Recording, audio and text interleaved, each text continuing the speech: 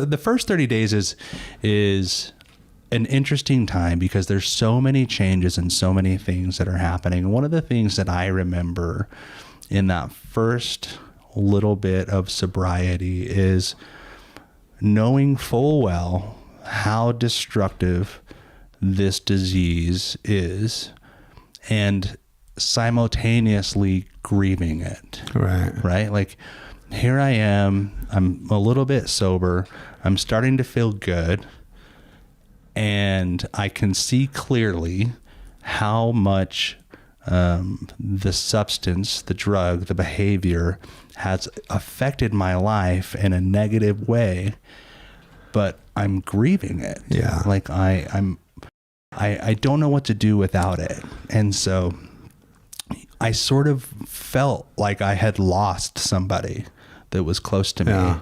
And I felt that same sort of sense of mourning towards that part of myself.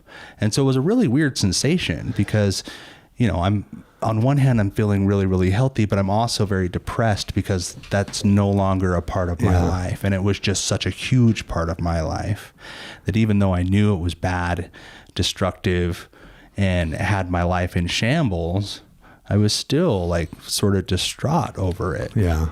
And I think that can be very confusing. It's kind of like something that Danny touched on, you know, where what's my life going to be like now? And we kind of start questioning our decision to get sober, right? Oh, like, sure. Kind of that, like not really knowing okay, so my life has been this, and Danny touches on this in her story where, you know, for her, alcohol became everything.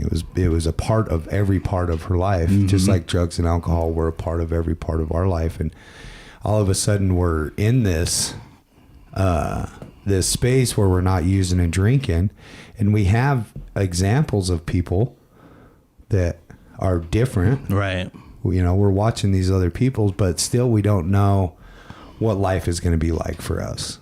What is my life going to be like now that I'm not spending all my time running and gunning and running and gunning and having that addicted lifestyle.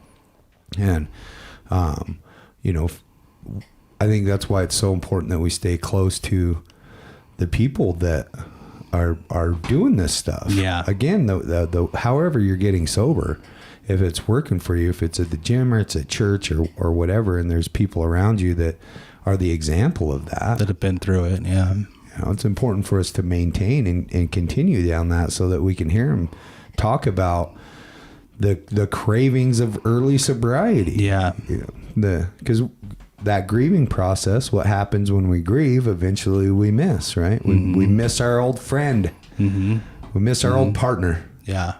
We romanticize and convince ourselves that it probably wasn't maybe I'm making too big of a deal out of all this. Right. Like maybe it wasn't as bad as I thought it was. Like, I probably handle it a little better this time. Or when we like do hear people talk about it, like if we go to AA, we hear people talk about it in meetings and we're like, well, I hadn't crossed that line just yet.